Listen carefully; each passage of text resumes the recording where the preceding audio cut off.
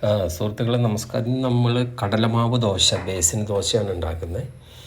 ഒരു പാത്രത്തിലേക്ക് നമ്മൾ നോർമൽ ബേസിൻ്റെ പൗഡർ ഇട്ട് കുറച്ച് ഉപ്പ്, അതുപോലെ തന്നെ കുറച്ച് മഞ്ഞൾപ്പൊടി അതിലേക്ക് ഇടണം.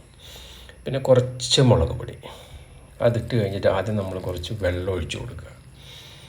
വെള്ളം ഒഴിച്ച് കിടന്നിട്ട് ഇത് നന്നായി മിക്സ് ആവണം. അപ്പോൾ ആദ്യം തന്നെ നന്നായി മിക്സ് ആയതിന് ശേഷം പിന്നെ നമ്മളിതിലേക്ക് എന്ത് തരം പച്ചക്കറികൾ ഇട്ട് കൊടുക്കാം. ഇപ്പോൾ നമ്മളിതിലിട്ടിരിക്കുന്നത് ക്യാരറ്റാണ്. ക്യാരറ്റ് ഉണ്ട്, ഒരു പകുതി തക്കാളി, കുറച്ച് പച്ചമുളക്, പിന്നെ ഒരു സബോള. നിങ്ങൾക്ക് എന്ത് പച്ചക്കറി വേണമെങ്കിലും ഇത് നന്നായിട്ട് ചോപ്പ് ചെയ്തിട്ട് നിങ്ങൾ ഇതിലേക്ക് ഇട്ട് കൊടുക്കുക. ഇതിലേക്ക് ഇട്ട് കൊടുത്തിട്ട് നന്നായി ഒന്ന് മിക്സ് ചെയ്യാത്, നന്നായിട്ട് ഇളക്കുക.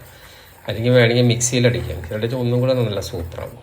നന്നായി ഇതുപോലെ ഇളക്കി കൊടുത്തിട്ട് നിങ്ങൾക്കിത് സാധാരണ നമ്മൾ ചീനച്ചട്ടിയിൽ ഏതെങ്കിലും ചട്ടിയിൽ ഒഴിച്ചിട്ട് നമുക്കിത് സാധാ ദോശ ഉണ്ടാക്കുന്ന പോലെ ദോശ ഉണ്ടാക്കാം. ഇത് അടിപൊളിയാണ്. ഇതിൽ കാർബോഹൈഡ്രേറ്റ് തീരെ കുറവാണ്. നല്ലൊരു പ്രോട്ടീൻ ദോശയാണ് ഇത്. അപ്പോൾ ഇത് നിങ്ങൾ രാത്രി ഒരു 6:30-7 മണിക്ക് മുമ്പ് നിങ്ങൾ വൈകിട്ട് 2-3 ദോശ കഴിച്ചാൽ നിങ്ങൾക്ക് ഷുഗറിൻ്റെ ഒരു പ്രശ്നവും വരില്ല. സൂപ്പർ ഐറ്റമാണ്. അതിലൊരു മീഡിയം ഫ്ലെയിമിലിട്ട് ഇത് നന്നായി വേവിച്ച് ഒന്ന് മറച്ചിട്ട് കൊടുക്കുക. മറിച്ചിട്ട് കഴിഞ്ഞിട്ട് നിങ്ങൾക്ക് എന്തെങ്കിലും കറികൾ, പച്ചക്കറിയോ എന്ത് കറി വേണമെങ്കിലും കൂട്ടി നിങ്ങൾക്കിത് കഴിക്കാം. അപ്പോൾ ഇതൊരു നല്ലൊരു ഐറ്റമാണ്, നിങ്ങളൊന്ന് ശ്രദ്ധിക്കുക. Okay, bye.